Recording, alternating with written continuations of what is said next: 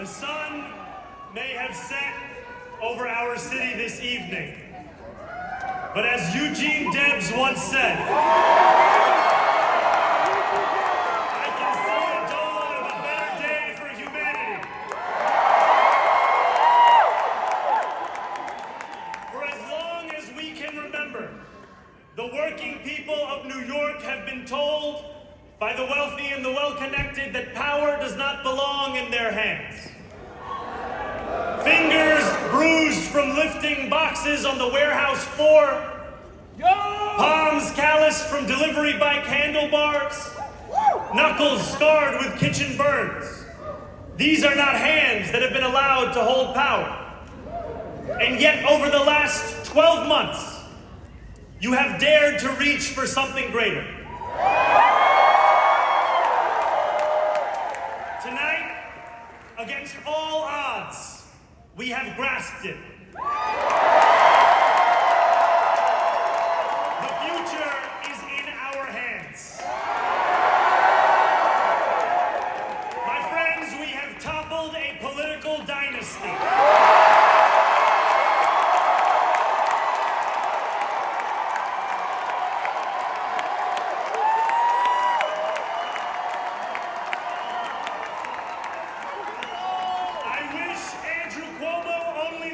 In private life.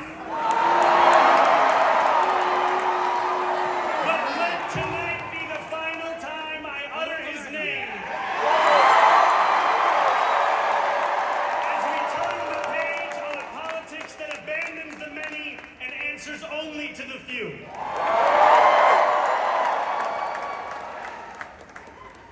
New York, tonight you have delivered. For change. A mandate for a new kind of politics. A mandate for a city we can afford. And a mandate for a government that delivers exactly that. On January 1st, I will be sworn in as the mayor of New York City.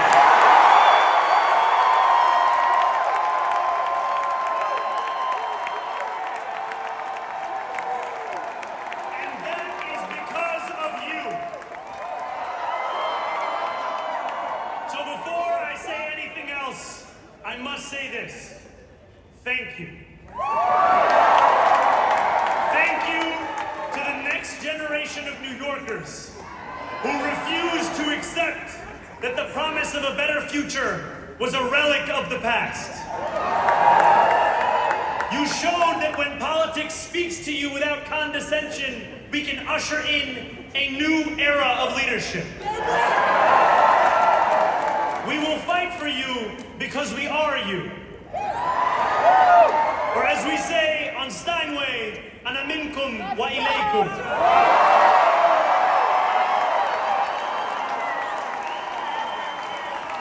Thank you to those so often forgotten by the politics of our city who made this movement their own. I speak of Yemeni bodega owners and Mexican abuelas, Senegalese taxi drivers and Uzbek nurses, Trinidadian line cooks and Ethiopian aunties. Yes, aunties. To every New Yorker in Kensington and Midwood and Hunts Point, know this. This city is your city, and this democracy is yours too. This campaign is about people like Wesley, an 1199 organizer I met outside of Thursday night, a New Yorker who lives elsewhere, who commutes 2 hours each way from Pennsylvania because rent is too expensive in this city. It's about people like the woman I met on the BX-33 years ago, who said to me, I used to love New York, but now it's just where I live. And it's about people like Richard, The taxi driver I went on a 15-day hunger strike with outside who still has to drive his cab 7 days a week. My brother, we are in City Hall now.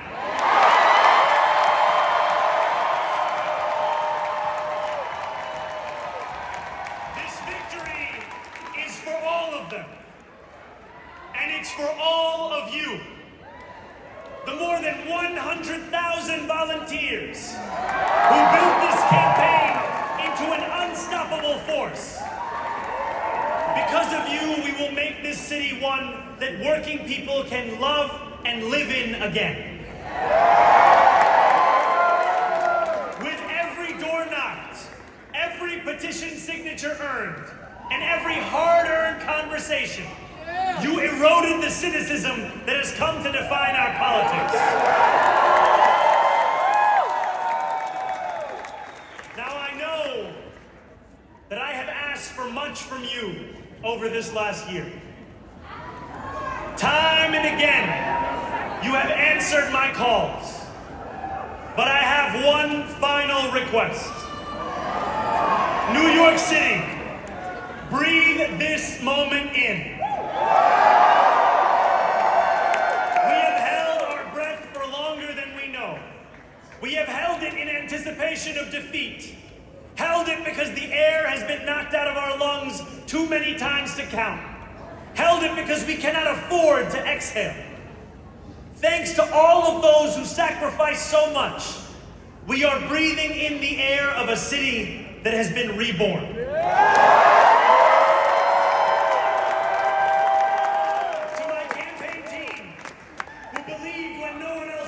That's right! And turned it into so much more. I will never be able to express the depth of my gratitude. You can sleep now. To my parents, Mama and Baba,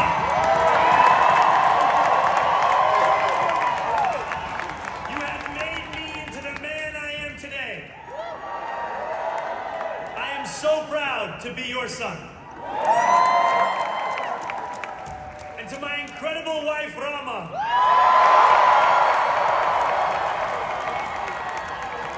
Hayati, there is no one I would rather have by my side in this moment and in every moment. To every New Yorker, whether you voted for me, for one of my opponents, or felt too disappointed by politics to vote at all, thank you for the opportunity to prove myself worthy of your trust. I will wake each morning with a singular purpose: to make this city better for you than it was the day before. There are many who thought this day would never come, who feared that we would be condemned only to a future of less, with every election consigning us simply to more of the same. And there are others who see politics today as too cruel for the flame of hope to still burn. New York, we have answered those fears. Tonight we have spoken in a clear voice. Hope is alive.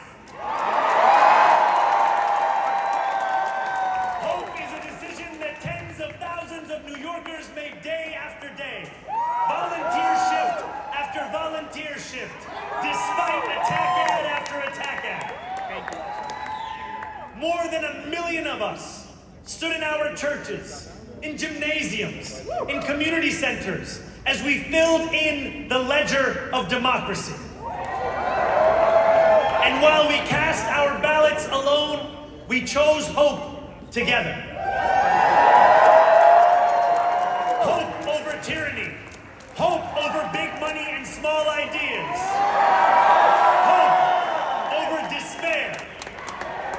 We won because New Yorkers allowed themselves to hope that the impossible could be made possible.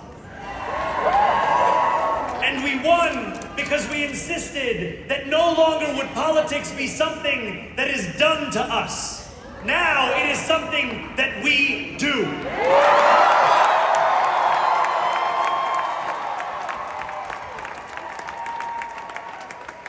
Standing before you, I think of the words of Jawaharlal Nehru. A moment comes but rarely in history when we step out from the old to the new, when an age ends and when the soul of a nation long suppressed finds utterance. Tonight we have stepped out from the old into the new. So let us speak now with clarity and conviction that cannot be misunderstood about what this new age will deliver and for whom. This will be an age where New Yorkers expect from their leaders a bold vision of what we will achieve, rather than a list of excuses for what we are too timid to attempt.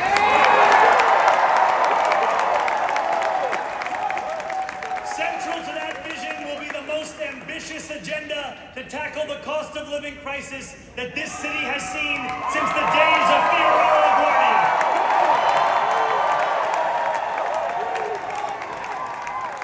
An agenda that will freeze the rents for more than 2 million rent-stabilized tenants. Make buses fast and free. And deliver universal child care across our city. Years from now, may our only regret be that this day took so long to come. Will be one of relentless improvement. We will hire thousands more teachers. We will cut waste from a bloated bureaucracy. We will work tirelessly to make lights shine again in the hallways of NYCHA developments where they have long flickered.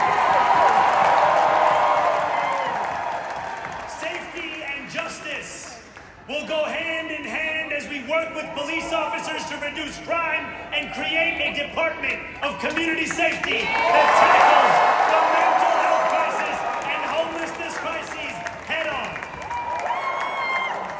Excellence will become the expectation across government, not the exception. In this new age we make for ourselves, we will refuse to allow those who traffic in division and hate to pit us against one another. In this moment of political darkness, New York will be the light. Here, we believe in standing up for those we love. Whether you are an immigrant, a member of the trans community, one of the many black women that Donald Trump has fired from a federal job, a single mom still waiting for the cost of groceries to go down, or anyone else with their back against the wall, your struggle is ours too. And we will build a city hall that stands steadfast alongside Jewish New Yorkers and does not waver in the fight against the scourge of anti-Semitism. Where the more than 1 million Muslims know that they belong. Not just in the 5 boroughs of this city, but in the halls of power. No more will New York be a city where you can traffic in Islamophobia and win an election.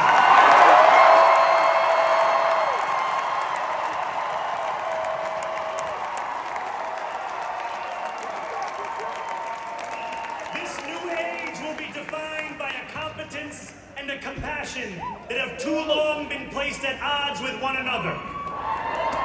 We will prove that there is no problem too large for government to solve and no concern too small for it to care about.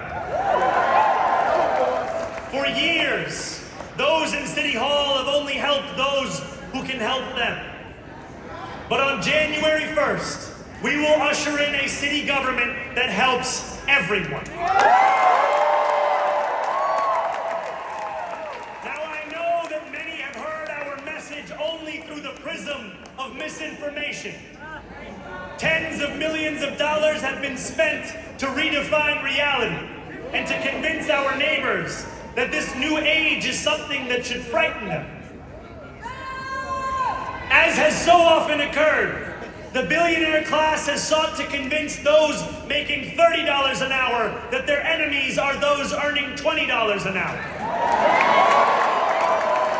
They want the people to fight amongst ourselves so that we remain distracted from the work of remaking a long broken system. We refuse to let them dictate the rules of the game anymore. They can play by the same rules as the rest of us.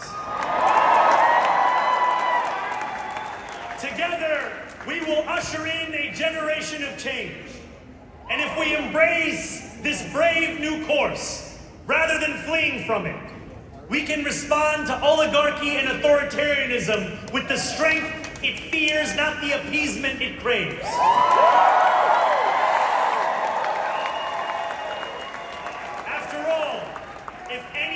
Show a nation betrayed by Donald Trump how to defeat him, it is the city that gave rise to him.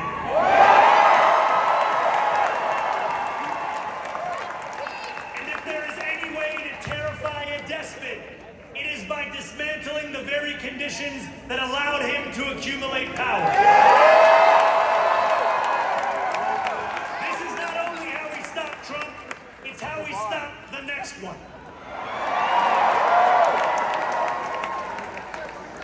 So Donald Trump, since I know you're watching, I have 4 words for you. Turn the volume up.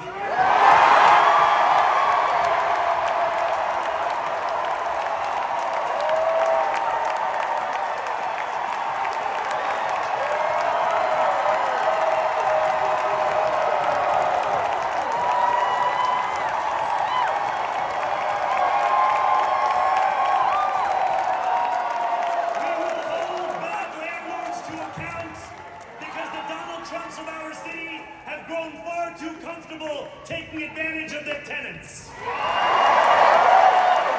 We will put an end to the culture of corruption that has allowed billionaires like Trump to evade taxation and exploit tax breaks. We will stand alongside unions and expand labor protections because we know, just as Donald Trump does, that when working people have ironclad rights, the bosses who seek to extort them become very small indeed. New York will remain a city of immigrants, a city built by immigrants.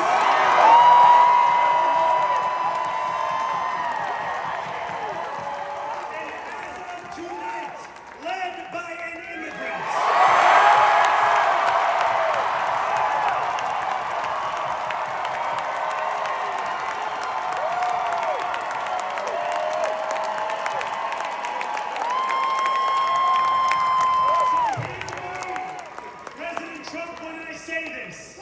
To get to any of us, you will have to get through all of us.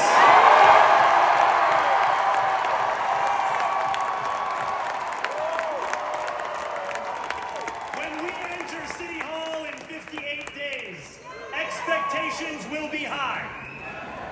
We will meet them. A great New Yorker once said that while you campaign in poetry, you govern in prose. If that must be true, let the prose we write still rhyme and let us build a shining city for all. And we must chart a new path, as bold as the one we have already traveled. After all, the conventional wisdom would tell you that I am far from the perfect candidate. You're beautiful! I am young, despite my best efforts to grow older. I am Muslim.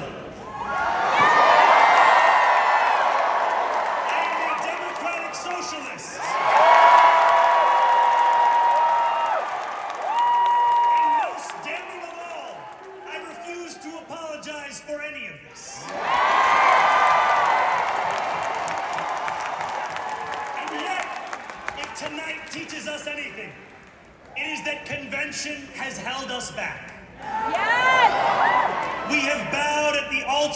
exhaustion, and we have paid a mighty price. Too many working people cannot recognize themselves in our party. And too many among us have turned to the right for answers to why they've been left behind. Bullshit! We will leave mediocrity in our past. No longer will we have to open a history book for proof that Democrats can dare to be great. Our greatness will be anything but abstract. It will be felt by every rent-stabilized tenant who wakes up on the first of every month, knowing the amount they're going to pay hasn't soared since the month before. It will be felt by each grandparent who can afford to stay in the home they have worked for,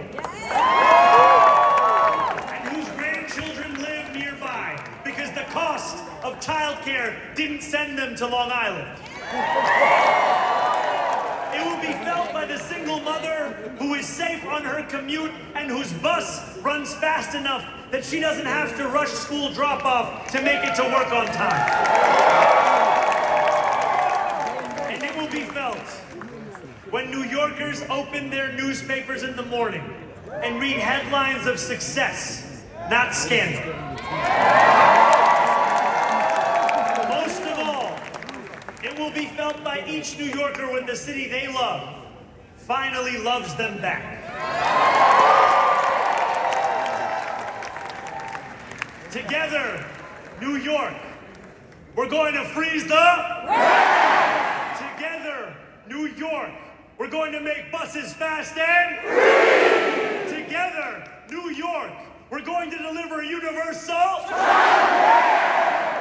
Let the words we've spoken together, the dreams we've dreamt together, become the agenda we deliver together.